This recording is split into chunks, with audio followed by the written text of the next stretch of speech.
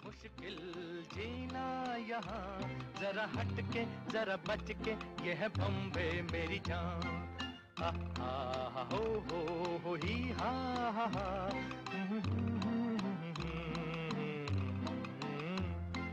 किती छान आल्हाददायक वातावरण आहे बघा. मुंबईत पाऊस पडतोय. खरं तर हा मुंबईचा पाऊस म्हणजे आपल्या सर्वांसाठी एक वेगळंच कुतूहल आणि कधीकधी कंटाळा सुद्धा. म्हणजे बघा, मी ज्यावेळी कारकुनी करायचो आणि ज्यावेळी मी ऑफिसमध्ये यायचो, त्यावेळी मुंबईचा पाऊस काहीतरी वेगळाच असायचा. आणि ह्या मुंबईतल्या पावसानं खरी तारांबळ आमची उडायची. म्हणजे आजसुद्धा आजच्या चाकरमान्यांकडे बघितलं की मला तरी तसंच वाटतं. मुंबईमध्ये कोसळणारे जलप्रपात आणि अंगावर उडणारे गारगार तुषार मला आजसुद्धा आठवतात. आता बऱ्याच वर्षांनी पुन्हा या मुंबईमध्ये मी फिरायला येतोय. खरं तर मुंबई बदलली असं म्हणतात. मला खरं त्याचं कुतूहल आहे, पण आता बघूयात काय कशी आहे माझी मुंबई. कारण मला तशी आता बरीच वर्ष झाली मुंबईमध्ये येऊन, पण मुंबई म्हणून बघण्यासाठी कधी असा योग आलाच नव्हता. नातवंडांमुळे जुन्या आठवणींना परत उजाळा मिळतोय कदाचित. मुंबईमधली कारकुनी म्हणजे एक लोकल पकडायची आणि आपल्या ऑफिसला जायचं. कधीतरी सुट्टी मिळाली किंवा जाता जाता काहीतरी वाटलं तर मग इराण्याकडचा छानसा चहा घ्यायचा, कटिंग घ्यायचं. रस्त्यावरती चणे फुटाणे मिळायचे ते घ्यायचे, त्याच्यासाठी एक 8 आणे द्यायचे आणि आपण ऑफिसला जायचं. ऑफिस संपलं की आवरायचं आणि घरी यायचं.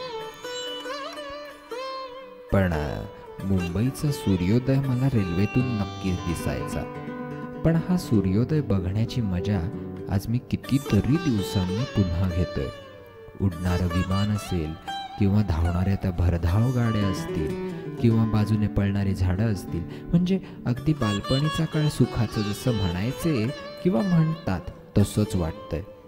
धावणारी रेल्वे, त्यात लोंबकळणारे लोक, म्हणजे सगळं अगदी कसं रेल्वेच्या चाकांवरच वाटतंय. आणि अगदी खरं सांगायचं तर पूर्वीचे रूळ आणि त्यांची संख्या इतकी नव्हती. आम्ही ज्यावेळी जायचो त्यावेळी 2 रुळांची असणारी रेल्वे, आणि आता 5-6 ट्रॅक आम्हाला तिथे दिसतात. बघा, रेल्वे तर पळते, धावते, एकमेकांना क्रॉस करते. म्हणजे शंटिंग बघण्याची जी मजा होती ती आता तशी विरळच झाली म्हणायची. लोक फुटबोर्डवरती उभे राहून प्रवास करतात, म्हणजे नक्कीच गर्दीसुद्धा वाढलेली दिसते.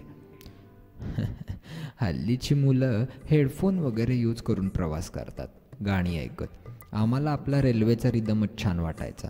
शांतपणे संथ जाणारी रेल्वे आणि बाजूने एखादी जोरात मेल गेली तर कधीतरी दचकायला व्हायचं.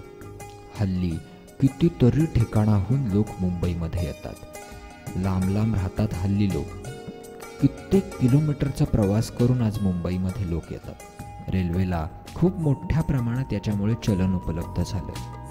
म्हणून काय झालं काय माहिती, पण रेल्वेच्या एकूणच सगळ्या टेक्नॉलॉजीमध्ये सुधारणा कुठेतरी झालेलं मला दिसून आलं. लोक प्रवास करतात, घाई गडबडीमध्ये त्यांची तिकीटं असतील, ती त्यांना वेळेत मिळणं असेल, त्यांचे पास असतील, किती बारीक सारीक गोष्टी. मुंबईचा डबेवाला म्हणजे आम्हा मुंबईकरांचा अभिमान. कुठूनही कधीही वेळेत डबा यायचा. आमच्या ऑफिसमध्ये जसा यायचा तसेच आजसुद्धा ते डबेवाले बघून मला त्या जुन्या आठवणी पुन्हा माझ्या मनात आल्या. डबेवाल्यांनी दिलेले डबे आजसुद्धा आजच्या चाकरमान्यांना वेळेत पोचत असणारच. ह्यांचं मॅनेजमेंट काही भलतंच बुवा. आणि आमच्या वेळीसुद्धा यांचं मॅनेजमेंट किंबहुना असंच होतं. आज मुंबईमध्ये कित्येक छान मोठ्या इमारती आहेत. बघून अगदी मन भरून येतं. नाहीतर आम्ही मुंबईकर फोर्टमधल्या जुन्या इमारती बघितल्या की आम्हाला साहेबाची आठवण ही यायचीच हो. आणि आता बघता तर ह्या फ्लायओव्हरवरून धावणाऱ्या गाड्या, भरभरून येणाऱ्या नवीन आधुनिक ट्रेन, म्हणजे किती बदल झाला आहे हो याच्यामध्ये. म्हणजे तसं बघायला गेलं तर मुंबईकरांची विज्ञान आणि तंत्रज्ञानामुळे नक्कीच प्रगती झालेली दिसते. खरं तर प्रत्येक स्टेशनवर थांबणाऱ्या ट्रेनचं वेळापत्रक किंवा मुंबईच्या ट्रॅफिकला मॅनेज करणं असेल, धावणाऱ्या डबल डेकर बस असतील आणि आत्ताच्या अत्याधुनिक AC बस असतील, प्रत्येकाला काहीतरी मॅनेजमेंट होतं. मुंबईच्या आंतरराष्ट्रीय विमानतळाचं कुतूहल प्रत्येक भारतीयाला हे आहेच. आमच्या वेळी एवढी मोठी विमानं मात्र काही नव्हती बाबा. आमच्या वेळचं मरीन ट्रान्सपोर्ट हे प्रकरण मात्र फारच कुतूहलाचं होतं, कारण कोकणातून येणारा प्रत्येक चाकरमानी याच मार्गाने यायचा. त्यासाठी आमच्या वेळचा भाऊचा धक्का असेल किंवा गेटवेवर लागणाऱ्या बोटी असतील, त्या म्हणजे प्रत्येक कोकणवासियाच्या आणि मुंबईतल्या चाकरमान्याच्या जिव्हाळ्याचाच विषय होत्या. कहीं बिल्डिंग, कहीं ट्राम में, कहीं मोटर, कहीं मिलता है यहाँ सब कुछ, एक मिलता नहीं दिल. कहीं बिल्डिंग, कहीं ट्राम में, कहीं मोटर, कहीं मिलता है यहाँ सब कुछ, एक मिलता नहीं दिल. इंसान का नहीं कहीं नामो निशान, जरा हट के जरा बच के, ये है बॉम्बे मेरी जान. अशी ही मुंबई किती सुंदर बघा. या जुन्या फोर्टमधल्या इमारती, हे छत्रपती शिवाजी टर्मिनस म्हणजे आमच्या वेळचं क्वीन व्हिक्टोरिया टर्मिनस, आमच्यासाठी विटी आणि त्याच्याकडे जाणारा तो अरुंद रस्ता. आता बघितला तर कायच्या काय रुंद झालाय होतो. आणि ही BMC इमारत, इथे माझं ऑफिस होतं. मुंबई महानगरपालिकेत काम करणारा मी कर्मचारी, समोर असणारी ही छान भव्य दिव्य छत्रपती शिवाजी टर्मिनसची इमारत म्हणजे ऊर भरून येतो हो. फोर्टमधल्या जुन्या इमारती, हे फोर्ट हाऊस, खरं तर हा आमच्या रोजच्या जिव्हाळ्याचा विषय. फोर्टमधून चालत चालत आम्ही डेव्हिड ससून लायब्ररीमध्ये जायचो. कितीतरी पुस्तकं वाचायला विद्यार्थ्यांची सुद्धा गर्दी असायची. तसं बघता डेव्हिड ससून लायब्ररीमध्ये जाणं हे एक वेगळेपणाचंच लक्षण होतं. वाचनप्रिय असणारे आम्ही सारे मित्र डेव्हिड ससूनमध्ये आवर्जून जायचो, वेगवेगळी पुस्तकं वाचायचो आणि मुंबईतल्या स्थापत्यकलेचा अनुभव घ्यायचो. वास्तविक मुंबईतली स्थापत्यकला किंवा आर्किटेक्चर हे कोकणातल्यासारखं नाही. इथे युरोपियन शैलीचा प्रभाव दिसतो. मग डेव्हिड ससून लायब्ररीमधलं आर्किटेक्चर असेल किंवा मुंबई बाहेरील आणि मुंबईमधील वेगवेगळ्या इमारतींचं स्ट्रक्चर असेल, तर त्यामधून एक वेगळा आनंद मिळायचा.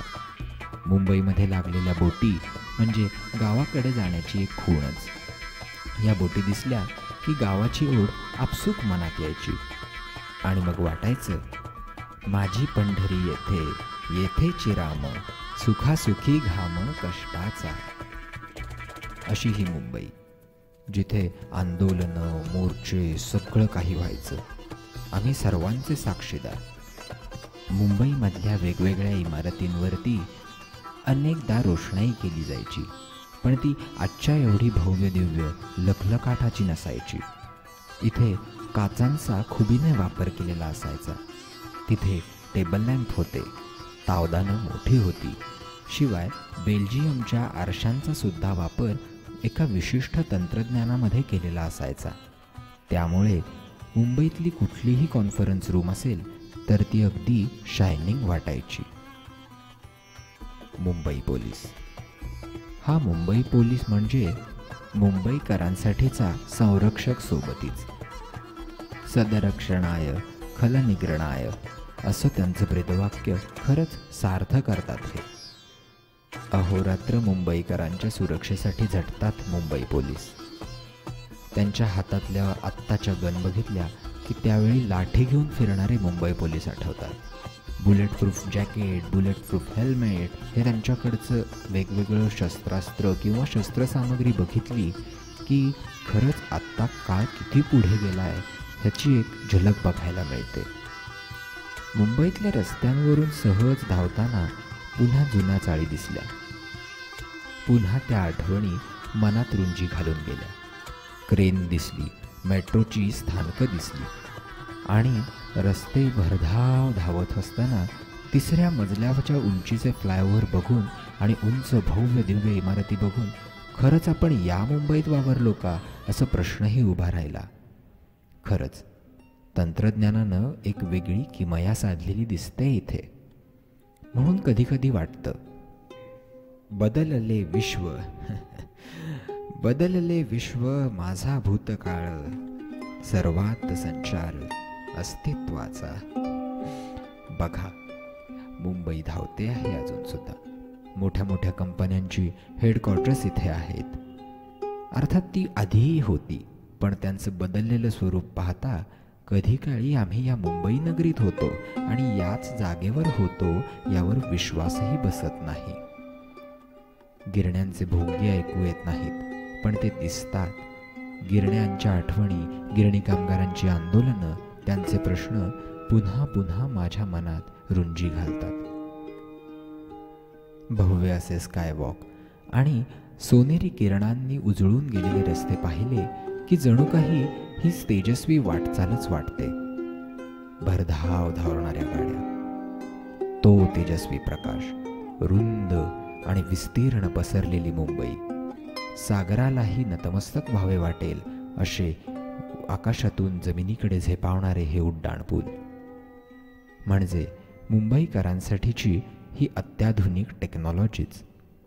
प्रवास आणि प्रवासामध्ये लागणारा ट्रॅफिक मेंटेन करणारं हे तंत्र. आज कित्येक तरुण मुलं, येणारे पर्यटक वेगवेगळ्या रेस्टॉरंटना भेटी देतात. त्यामध्ये असतात ते पब, DJ आणि वेगवेगळ्या काही गोष्टी असतात. आता इतक्याशा मला माहिती नाहीत, पण मी ज्या ऐकतो, ज्या पाहतो किंवा काही वेळा अनुभवतो सुद्धा, त्या पाहिल्या की कधीकाळी ह्या मुंबईमध्ये हे सारं होतं का आणि हे कसं आलं, हे प्रश्न कायम माझ्या मनात येतात. त्याची नोंद कुठे घ्यायची, कशी घ्यायची किंवा हा बदल कसा मांडायचा हा देखील एक प्रश्नच असतो मनात. विविध रंगांच्या दिव्यांमध्ये नाचणारे तरुण किंवा आलेले पर्यटक, अर्थात आपले अतिथीच. मुंबईच्या रस्त्यांवरून लखलखणाऱ्या दिव्यांच्या प्रकाशात भरधाव वेगानं गाडीतून फिरताना, किती लखलखणारी मुंबई पाहताना मुंबईला गोल्डन सिटी का म्हणतात हे मात्र मला कळून आलं. मुंबईतल्या या लख्ख प्रकाशाच्या रस्त्यांवरून फिरताना आपणही कधी या रस्त्यांवरून याआधी फिरलोय का असा माझ्या मनात एक सहज प्रश्न आला. कारण आमच्या वेळी असायचे पेट्रोमॅक्स नाहीतर रॉकेलचे दिवे. सरकारी कर्मचारी यायचा, तो दिवे लावायचा.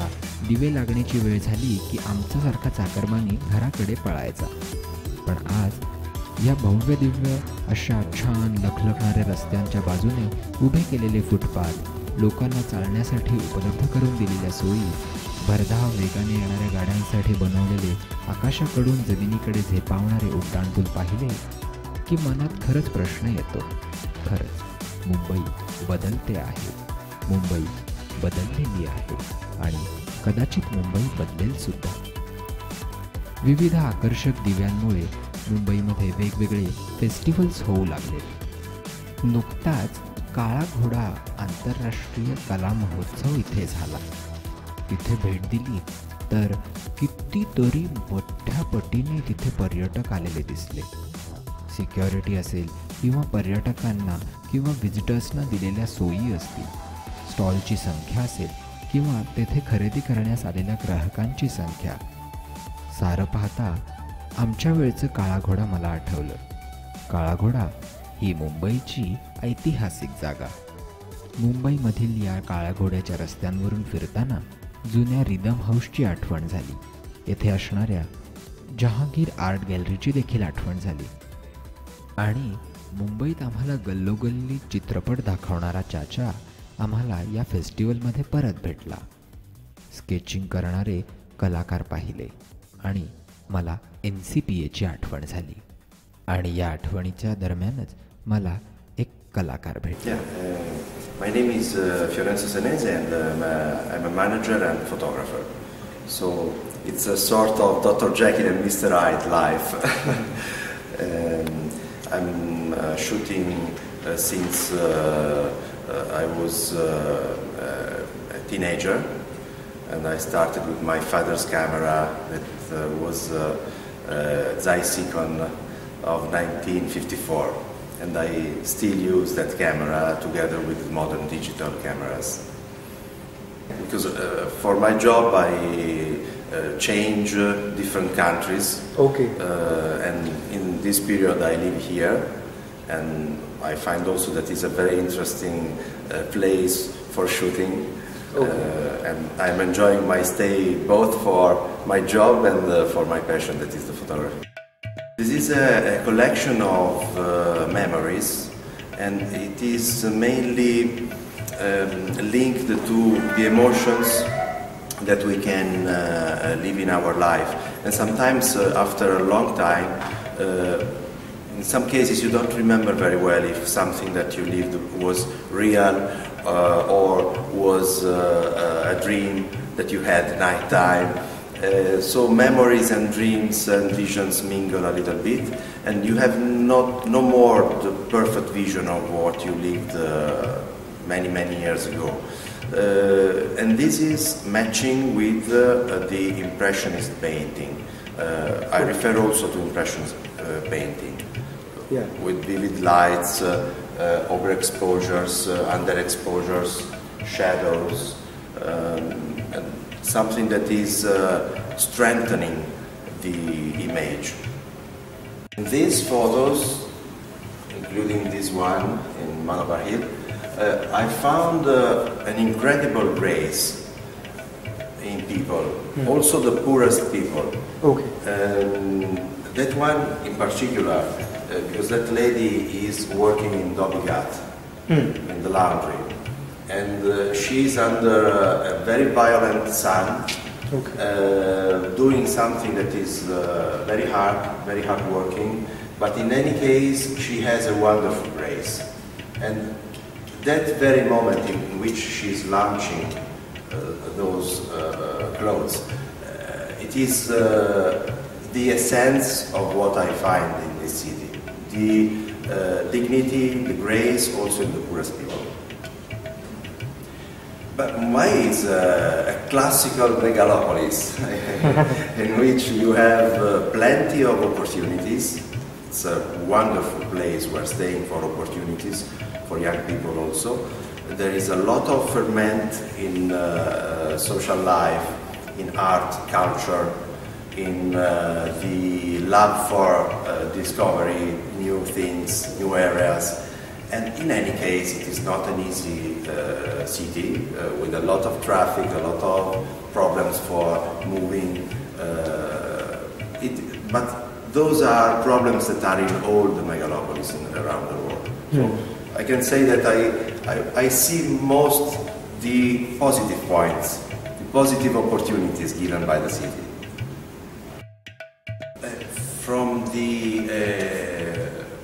From my area, from this point of view, it is important to underline one thing.